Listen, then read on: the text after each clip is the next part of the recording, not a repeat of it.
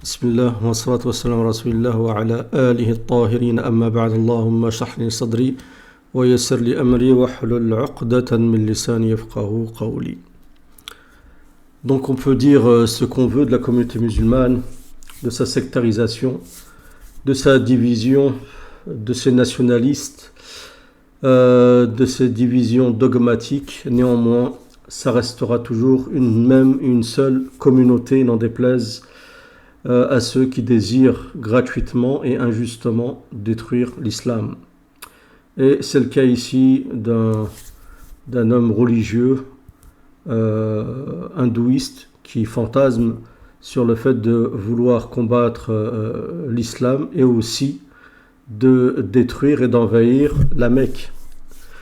J'ai envie de dire MDR, sachant en plus que parmi les signes de la fin des temps que le prophète nous a annoncé, c'est la conquête de l'Inde. Donc je pense il doit bien se tenir. On va donc décrypter cette courte vidéo. Bismillah.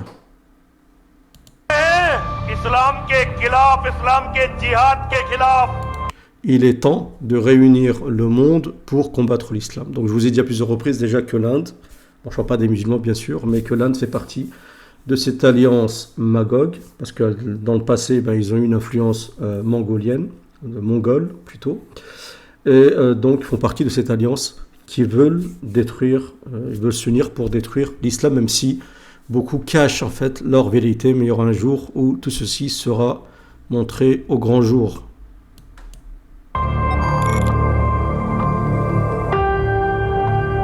Donc lui, il veut réunir le monde, il appelle le monde, il se prend pour je ne sais pas quel dirigeant, et il veut tout simplement envahir donc la Kaaba. On a l'impression que c'est cyclique, d'accord.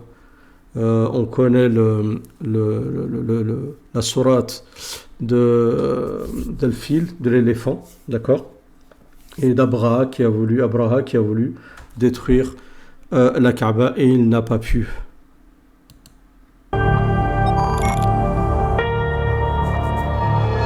Donc il dit, lui, que la Kaaba a été construite sur les restes d'un temple hindouiste. Ça, c'est la meilleure.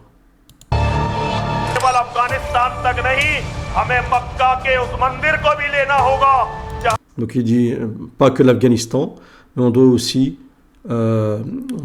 s'établir, on doit aussi envahir la Mecque. Déjà, commence par l'Afghanistan, je pense que ça va être difficile, et ensuite essaye d'aller à la Mecque.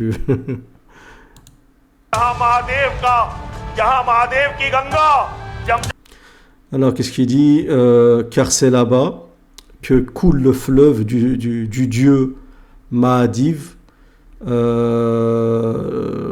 le nom de l'eau du Zamzam. Donc maintenant carrément il s'attribue l'eau du Zamzam, c'est la meilleure. D'accord. Donc bientôt il va dire que Abraham, ça vient de Brahmite et je sais pas quoi.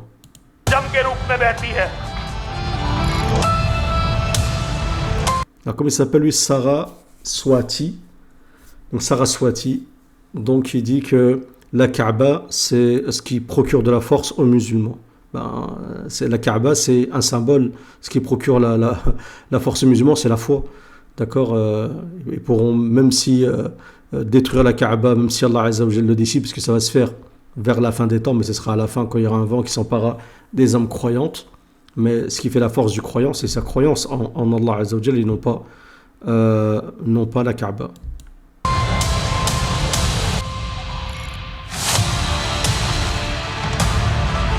Donc il appelle le monde, en fait il appelle personne, hein, mais il pense faire un appel mondial pour aller combattre l'islam, donc dans son siège, d'accord, qui est pour lui la Mecque.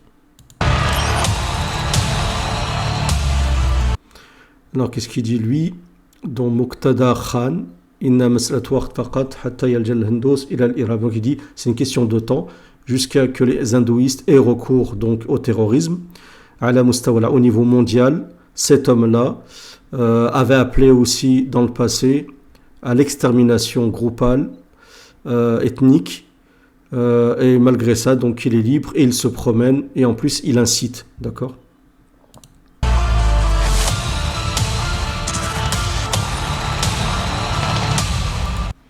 Et quelqu'un d'autre, il dit, cet homme-là appelle à la guerre de manière comme ça ostentatoire et de manière explicite contre la Mecque et contre l'Arabie Saoudite.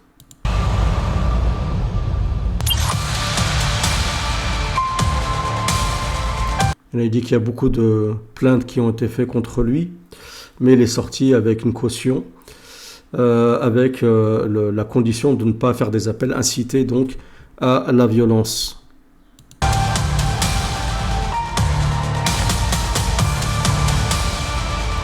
Donc il y a une assemblée américaine, l'assemblée musulmane américaine, d'accord, conseil islamique américain, qui a donc condamné les déclarations de Saraswati.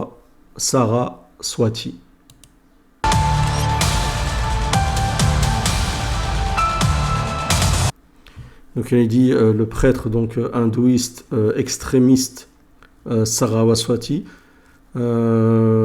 Shaitan muslimin yati wada'a ila shan harb. Donc il a dit à se rebeller contre les musulmans et il a appelé à le fait de déclarer une guerre contre l'islam et bien sûr il a fait des discours donc d'anathème contre la Mecque et l'Arabie Saoudite.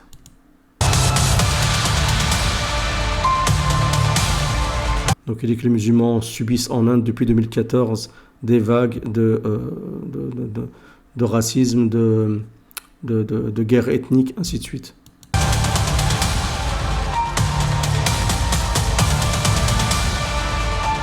Donc les extrémistes hindouistes donc les attaquent, les tuent, détruisent leurs propriétés et les forcent à s'exiler.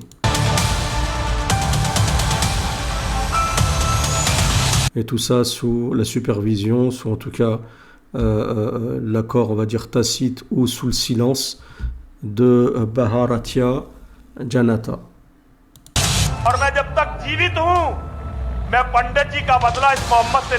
Il dit, tant que je suis encore vivant, je ne cesserai de me venger contre Mohammed. Alors je vois pas ce que le prophète sallallahu alayhi wa sallam lui a fait, personnellement, je comprends pas. Hein. Mais voilà, on sent que c'est vraiment satanique, qu'il n'y a rien à part si c'est que Satan est derrière lui et il lui fait croire miskin qu'il a une chance de s'attaquer à l'islam. Parce que je crois dans le passé, les compagnons, ils avaient déjà conquis l'Inde. Ils avaient même réussi à combattre malgré que les armées en face, il y avait des éléphants et ça n'a pas empêché les compagnons de gagner ces batailles. Donc les musulmans, on peut dire ce qu'on veut, malgré leur faiblesse, malgré leurs péchés, malgré ce que vous voulez. Mais quand on essaie de toucher à l'essence même de la religion, c'est des moutons qui se transforment en lions. Bien sûr, on n'appelle pas la violence, mais si les musulmans sont attaqués injustement par des psychopathes comme ça, ben les musulmans, tout simplement, se défendront comme tous les peuples le font. En espérant que cette vidéo vous a plu. Si c'est le cas, un j'aime, un partage et qu'Allah Azza wa Jal accepte tous notre jeûne. Salam à tous.